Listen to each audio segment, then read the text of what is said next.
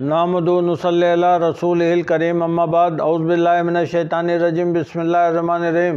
حضرت ابو ہریرہ رضی اللہ عنہ سے روایت ہے، نبی کریم صلی اللہ علیہ وسلم نے فرمایا، قیامت قائم نہیں ہوگی یہاں تک کہ دجالوں و کذابوں کو بھیجا جائے گا جو 30 کے قریب ہوں گے۔ ان میں سے ہر ایک دعویٰ کرتا ہوگا کہ وہ اللہ کا رسول ہے۔ صحیح مسلم حدیث نمبر 7342۔ جو نیک نیت کے ساتھ دین کا علم حاصل کرے گا وہ اللہ سبحانہ و تعالیٰ اس کے رسول صلی اللہ علیہ وسلم کے بتائے ہوئے صراط مستقیم یعنی اسلام پر قائم ہو، اسے اللہ سبحانہ و تعالیٰ گمراہی سے بچائے گا، اور جو غفلت اور لاپرواہی کرے گا وہ ان کا شکار آسانی سے ہو جائے گا۔ یہ کائنات کے پیدا کرنے والے پروردگار کی وہ فلسفی ہے کہ اس کو جس نے بھی نہ سمجھا وہ کچھ بھی نہ سمجھا۔ ارشاد الہی ہے، کوئی جاندار اللہ کی اجازت کے بغیر ایمان نہیں لا سکتا، اور اللہ کا طریقہ یہ ہے کہ جو لوگ عقل سے کام نہیں لیتے وہ ان پر گندگی ڈال دیتا ہے۔ سورہ یونس آیت نمبر 100۔ اس آیت کی تفسیر ہے کہ جس طرح اللہ کی نعمتیں اللہ کی مرضی کے بغیر کسی کو نہیں ملتی، تو ایمان جس سے بڑی کوئی نعمت نہیں وہ کیسے مل سکتی ہے۔ یہاں تک کہ نبی کریم صلی اللہ علیہ وسلم بھی سچے دل سے چاہیں تو لوگوں کو مومن نہیں بنا سکتے۔ یہ پوری طرح اللہ کی مرضی پر ڈیپینڈ کرتا ہے کہ کسے توفیق دے اور کسے نہ دے۔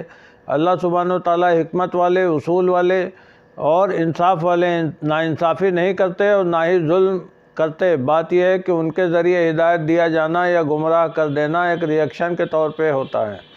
اگر کوئی سچے دل سے ہدایت چاہتا ہے، کوشش کرتا ہے، جس کا طریقہ اللہ سبحانہ و تعالیٰ نے بتایا ہے کہ اللہ اس کے رسول کی طرف پازیٹیو سینس کے ساتھ قدم آگے بڑھاؤ گے، اس کی حکمت سے بھری ہوئی کتاب یعنی قرآن میں دماغ لگاؤ گے تو اللہ تعالیٰ ہدایت اور رہنمائی کے راستے کھول دے گا، اور تمہارے اس ایمان کو پروٹیکٹ بھی کرے گا، اور تم اس میں جتنی سچائی اور چاہت کے ساتھ لگو گے اللہ تعالیٰ کی طرف سے اسی لیول کی رہنمائی عطا کی جائے گی۔ اور اسلام کا پریکٹیکل طریقہ یہ ہے کہ نبی کریم صلی اللہ علیہ وسلم کے فرمان اور سنتیں بڑے پیار و محبت سے انسان اپنا لے۔ اب جو لوگ ایمان اور رہنمائی کی چاہت ہی نہیں رکھتے تو اللہ سبحانہ و تعالیٰ بھی ان کے ساتھ اسی طرح ریئیکٹ کرتے ہیں، ان کو ان کے حال پر چھوڑ دیتے ہیں، جس کا نتیجہ یہ ہوتا ہے کہ وہ لوگ کفر، شرک، جہالت، گمراہی کی دلدل میں گرتے جاتے ہیں۔ چونکہ ایسے لوگوں کو ایمان اور رہنمائی کی چاہت و قدر ہی نہیں، تو ان کے اعمال اور طور طریقے ان کی نظر میں بہت اچھے اور خوبصورت کر کے دکھائے جاتے ہیں، اور اب ایسے لوگ شیطان کے حوالے پوری طرح کر دیے جاتے ہیں۔ اسی گندگی کا ذکر آیت میں ہے۔ لوگوں میں قرآن سے دوری نے یہ جہالت پیدا کی، لوگ سمجھتے ہیں کہ ہماری قسمت کا حصہ ہے ہدایت پانا یا گمراہ ہونا۔ ایسا ہرگز نہیں ہے، یہ چوز اینڈ پک کا معاملہ ہے۔ اللہ سبحانہ وتعالیٰ قطعی اپنے اوپر اس بات کو نہیں لیتے کہ کسی کو ایمان والا بنا کر آخرت میں کامیاب کریں یا کسی کو گمراہ کر کے آخرت میں ناکام کریں۔ ایسا سوچنا سمجھنا جہالت کی حد ہے۔ قسمت میں صرف دنیا کے آرام، تکلیف، نفع، نقصان، موت، زندگی ہوتے ہیں۔ اللہ سبحانہ وتعالیٰ تو ایسے رحیم کریم ہے کہ کسی کافر یا مشرک کی قسمت میں موت سے پہلے تک یہ نہیں لکھا جاتا کہ وہ کافر یا مشرک ہے، کیونکہ باوجود سارے برے کاموں کے اللہ سبحانہ وتعالیٰ کی طرف سے توبہ کا دروازہ موت تک بند نہیں کیا جاتا۔ سیدہ عائشہ رضی اللہ عنہ فرماتی ہیں، میں نے رسول صلی اللہ علیہ وسلم سے سنا آپ اپنی نماز میں دجال کے فتنے سے اللہ کی پناہ مانگتے تھے۔ بخاری حدیث نمبر 7129۔ نافع کی روایت ہے، عبداللہ بن عمر رضی اللہ عنہ مدینے کے ایک راستے میں ابن سیاد سے ملے، انہوں نے اس سے کوئی ایسی بات کہی جس نے اسے غصہ دلایا، تو اس کا بدن اتنا پھول گیا کہ پورا راستہ بند ہو گیا۔ پھر عبداللہ بن عمر رضی اللہ عنہ اپنی بہن ام المومنین سیدہ حفصہ رضی اللہ عنہ کے پاس آئے، جن کو یہ خبر مل چکی تھی۔ انہوں نے اپنے بھائی سے فرمایا، اللہ تم پر رحم فرمائے، تم ابن سیاد سے کیا چاہتے تھے؟ کیا تمہیں معلوم نہیں رسول صلی اللہ علیہ وسلم نے فرمایا کہ دجال غصہ آ جانے کی وجہ سے ہی اپنی اصلی صورت میں دنیا میں برآمد ہوگا۔ صحیح مسلم حدیث نمبر 7359۔ بخاری کی حدیث نمبر 7129 کا مطلب بہت صاف ہے۔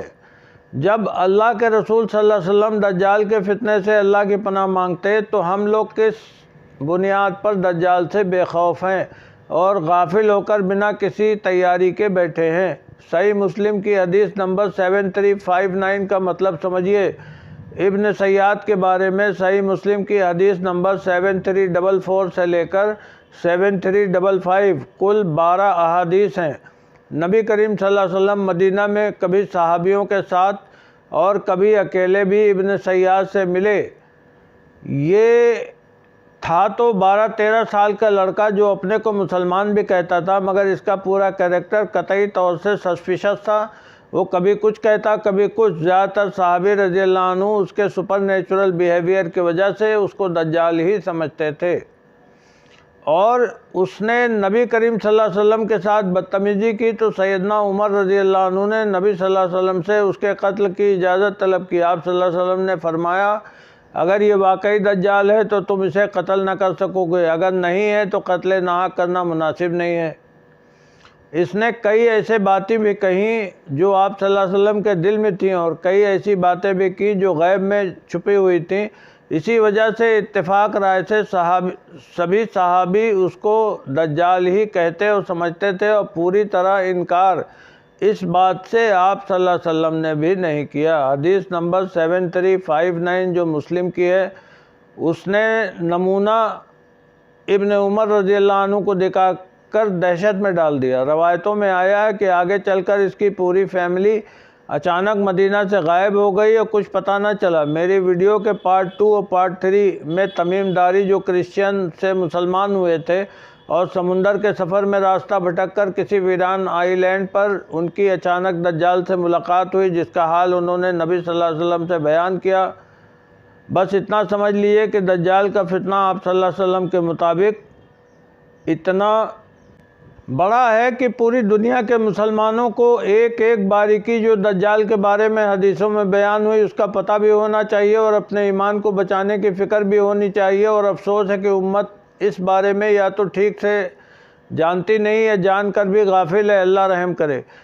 حضرت حذیفہ رضی اللہ عنہ، حضرت ابو مسعود رضی اللہ عنہ اکٹھا ہوئے تو حضرت حذیفہ رضی اللہ عنہ نے بیان کیا، رسول صلی اللہ علیہ وسلم نے فرمایا، دجال کے ساتھ جو کچھ ہوگا اس کا مجھے خود اس کی نسبت زیادہ علم ہے۔ اس کے ساتھ ایک دریا پانی کا ہوگا اور ایک دریا آگ کا ہوگا۔ جو تمہیں نظر آئے گا کہ وہ آگ ہے وہ پانی ہوگا، اور جو تمہیں نظر آئے آگ ہے کہ وہ پانی ہے وہ آگ ہوگی۔ تم میں سے جو شخص اس کو پائے اور پانی پینا چاہے وہ اس دریا میں کودے جو اسے نظر آتا ہے کہ وہ آگ ہے، بلا شبہ وہ اسے پانی پائے گا۔ صحیح مسلم حدیث نمبر 7371۔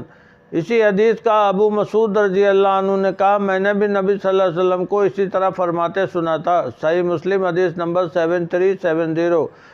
حضرت ابو ہریرہ رضی اللہ عنہ سے روایت ہے، رسول صلی اللہ علیہ وسلم نے فرمایا تھا، کیا میں تمہیں دجال کے متعلق ایسی بات نہ بتاؤں جو کسی نبی نے اپنی امت کو نہیں بتائی؟ وہ یقینی طور پر کانا ہے، اس کے ساتھ جنت اور جہنم کی طرح دو چیزیں آئیں گی، جن کے بارے میں کہے وہ جنت ہے وہ اصل میں جہنم ہوگی۔ میں نے اسی طرح تمہیں اس سے خبردار کر دیا جس طرح حضرت نوح علیہ السلام نے اس کے بارے میں اپنی قوم کو خبردار کیا تھا۔ صحیح مسلم حدیث نمبر 7372۔ حضرت انس بن مالک رضی اللہ عنہ سے روایت ہے کہ رسول صلی اللہ علیہ وسلم نے فرمایا، کوئی نبی نہیں گزرا مگر اس نے اپنی امت کو کانے کذاب یعنی دجال سے ڈرایا ہے۔ یاد رکھو وہ کانا ہے، جبکہ تمہارا عزت و جلال والا رب کانا نہیں۔ دجال کی دونوں آنکھوں کے درمیان کافر لکھا ہوا ہے، جس کو ہر مومن پڑھ لے گا، چاہے وہ پڑھا لکھا ہو یا نہ ہو۔ صحیح مسلم حدیث نمبر 7363۔ ان حدیثوں کی روشنی میں جو اہم باتیں سمجھ میں آتی ہیں وہ اس طرح سے ہیں، دجال اصل میں ایک دھوکہ فریب ہے، اس کے ساتھ نقلی جنت اور نقلی جہنم ہوگی جو سائنس اور ٹیکنالوجی سے بنائی گئی ہو سکتی ہے یا اور کوئی صورت بھی ممکن ہے۔ ہم لوگوں کو دین کی نالج اور ایمان چست درست رکھنا ہوگا تو انشاءاللہ ہم بچ جائیں گے۔ ان سوالوں کے ساتھ تیار رہنا ہوگا۔ نمبر 1، اس دنیا میں اللہ سبحانہ و تعالیٰ کو دیکھا ہی نہیں جا سکتا تو خدائی کا دعویٰ کرنے والا خدا کیسے ہو سکتا ہے؟ یقیناً وہ دجال ہے۔ نمبر 2، جنت و دوزخ، قیامت اور حشر برپا ہوئے بغیر کیسے دکھ سکتی ہے؟ وہ تو آخرت کی چیزیں ہیں۔ اگر دنیا میں ہیں تو صرف نظروں کا دھوکہ فریب ہے، جنت دوزخ کیسے ہو سکتی؟ یقیناً یہ فریب ہے۔ نمبر 3، ہمارا لگاؤ بھروسہ اللہ سبحانہ تعالیٰ پر کتنا ہے اور رسول صلی اللہ علیہ وسلم سے محبت اور ان پر بھروسہ کتنا ہے؟ یہ سوال ہم لوگوں کو اپنے آپ سے کرنا چاہیے، اپنے آپ کو ٹٹولنا چاہیے اور اس لگاؤ بھروسے محبت کو بڑھانا ہوگا اور اپنا سدھار کرنا ہوگا اور اللہ سبحانہ تعالیٰ سے مدد اور اسی کی پناہ دجال کے فتنہ سے مانگنی ہوگی۔ نمبر 4، دجال کے بارے میں نبی کریم صلی اللہ علیہ وسلم نے اتنا کچھ صحیح حدیثوں کے ذریعے امت کو آگاہ کر دیا ہے جو کافی ہے، لہٰذا اگر گمراہی سے بچنا ہے تو سنی سنائی باتوں اور کہانیوں کا قطعی اعتبار نہ کریں، کیونکہ جھوٹے مکار لوگ دنیا میں بھرے پڑے ہیں اور حدیثوں سے ہٹ کر کسی بات کا یقین کرنا خود ایک فتنہ ہے جس کے ذریعے لوگ آنے والے زمانے میں دجال کے شکار ہوں گے۔ آنے والے زمانے میں دجال اور اس کے سسٹم کے ذریعے چلائے جا رہے پروپیگنڈا سے اپنے کو بچانا اور اللہ کے رسول صلی اللہ علیہ وسلم کی باتیں جو حدیثوں کی شکل میں ہیں انہی پر بھروسہ اور عمل کرنا ہی سب سے زیادہ صحیح طریقہ ہوگا۔ جیسے جیسے وقت آگے بڑھتا جائے گا، حدیثوں کے علاوہ حق باطل اور سچ جھوٹ کی پہچان اور کسی طریقے سے نہیں ہو سکے گی۔ نبی کریم صلی اللہ علیہ وسلم کا پوری امت پر احسان ہے کہ انہوں نے ہم کو بھٹکنے اور گمراہ ہونے کے لیے نہیں چھوڑا۔ آپ صلی اللہ علیہ وسلم کی صحیح حدیثوں کی پریڈکشنز ہمارے بچاؤ کے لیے مضبوط ڈھال کی طرح ہیں۔ ہم لوگوں کو ان کی قدر کرنا اور جاننا چاہیے، ان کے مطابق پریکاشنز لیتے رہنا بے حد ضروری ہے۔ بات یہ ہے کہ آنے والے زمانے میں چیزیں کمپلیکیٹڈ ہوتی جائیں گی، لوگ ایسے ایسے حالات دیکھیں گے کہ پوری طرح کنفیوز ہو کر رہ جائیں گے۔ ان برے حالات میں رہنمائی آپ صلی اللہ علیہ وسلم کے فرمان جو دجال کے بارے میں ہیں اسی سے ملیں گے۔ میری ویڈیو کے پارٹ 3 میں یہ اندازہ بتایا گیا تھا کہ دجال ٹوٹل 1 سال اور 2.5 مہینے دنیا میں پورے اس لیے کر پائے گا کیونکہ اللہ سبحانہ تعالیٰ کی طرف سے اسے ایسا کرنے کی مصلحت کی بنا پر چھوٹ ملی ہوئی ہوگی، اور اس پیریڈ کے لگ بھگ اینڈ پر لوگوں کا پیچھا چھوٹے گا جب عیسیٰ علیہ السلام اس کا قتل کریں گے، مگر تب تک وہ تباہی پوری دنیا میں مچا چکا ہوگا اور اپنا ٹاسک پورا کر چکا ہوگا۔ سچائی یہ ہے کہ امام مہدی علیہ السلام دجال کے فتنوں سے پریشان ہو کر بیک فٹ پر چلے جائیں گے اور جب تک عیسیٰ علیہ السلام نہیں آتے اللہ سبحانہ تعالیٰ سے مدد مانگیں گے اور ان کی اسٹیٹس حقیقت میں وہی ہو جائے گی جو اصحاب کہف کی تھی کہ پہاڑیوں میں چھپے رہیں گے اپنے لوگوں کے ساتھ۔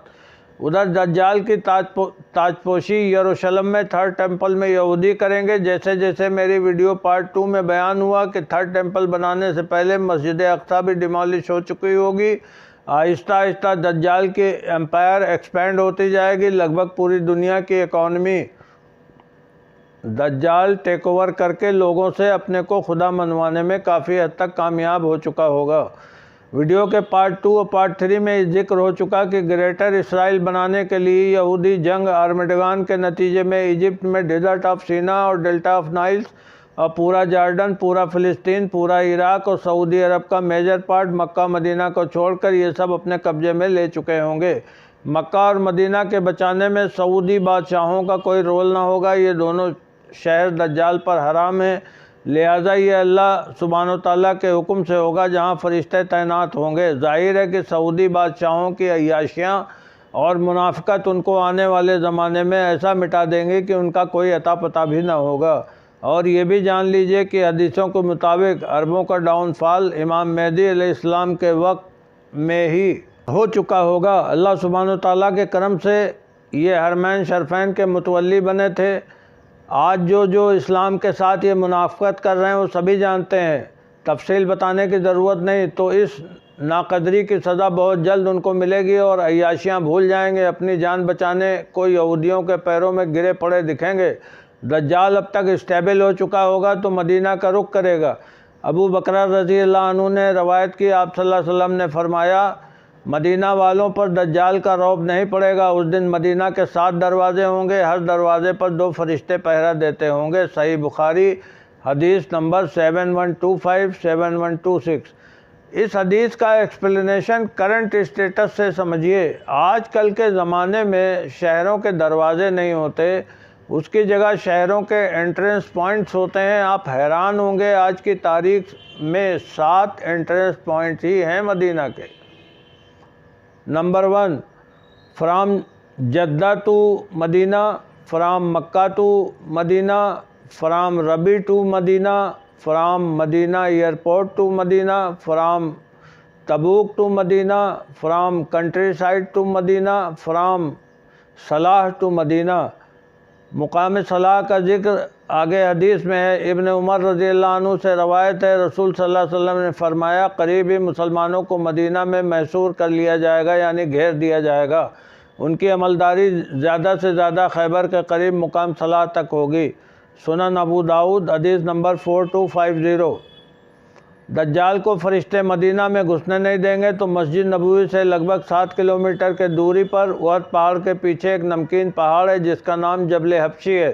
وہاں پر دجال چڑھے گا اور کہے گا اپنے ساتھیوں سے کہ احمد کا سفید محل تو دیکھو۔